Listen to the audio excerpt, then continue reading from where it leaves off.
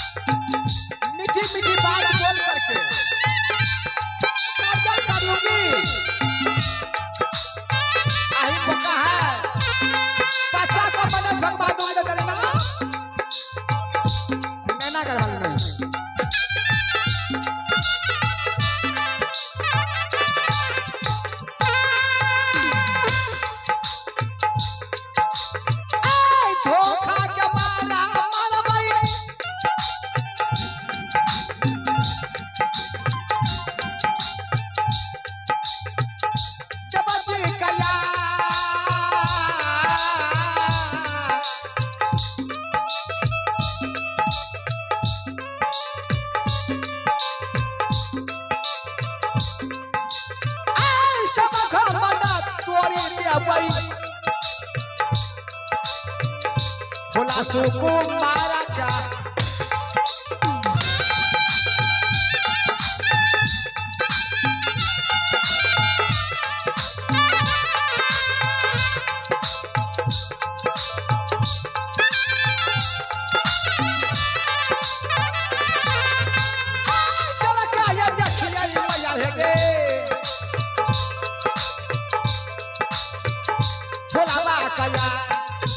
चल गया देखिए गया ना फुलवा के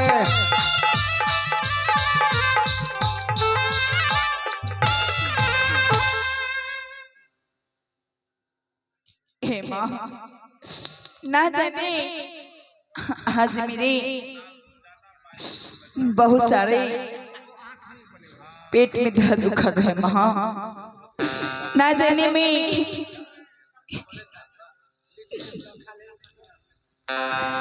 उठल दर्द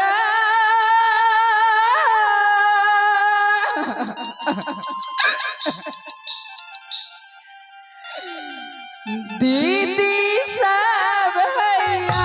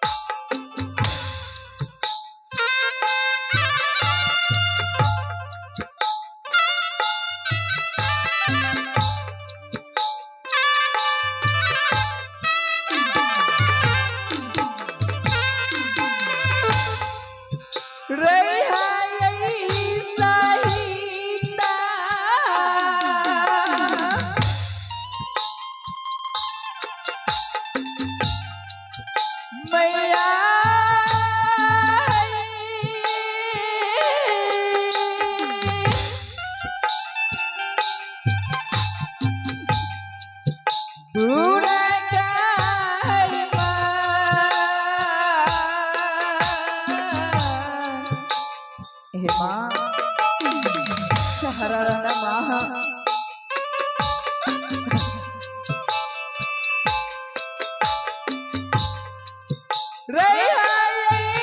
सहारा भवानी है आज एक दिन में आगे मैं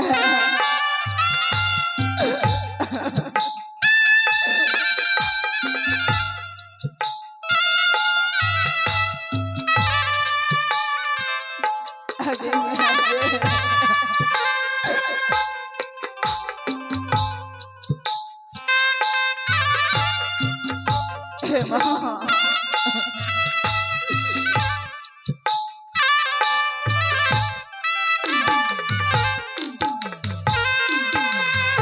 हे माँ मैं अपना दीदी माँ की आवाज लगाती हूँ माँ। ना जाने मेरी दीदी माँ गाँव की माँ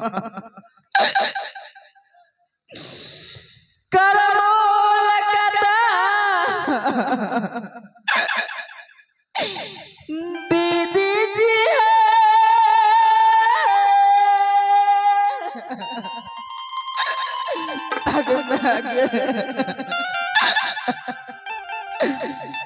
दीदी जी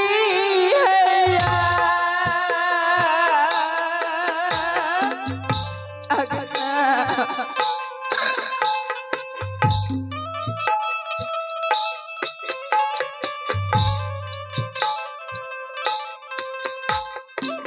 क्या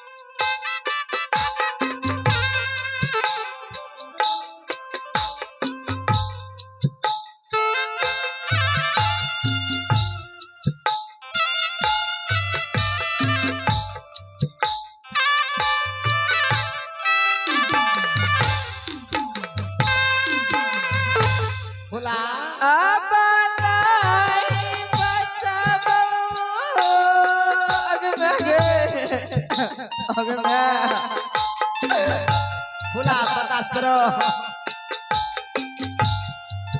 दीदी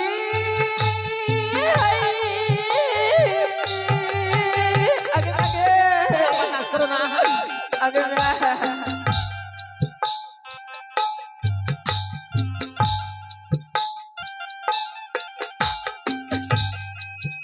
दीदी जी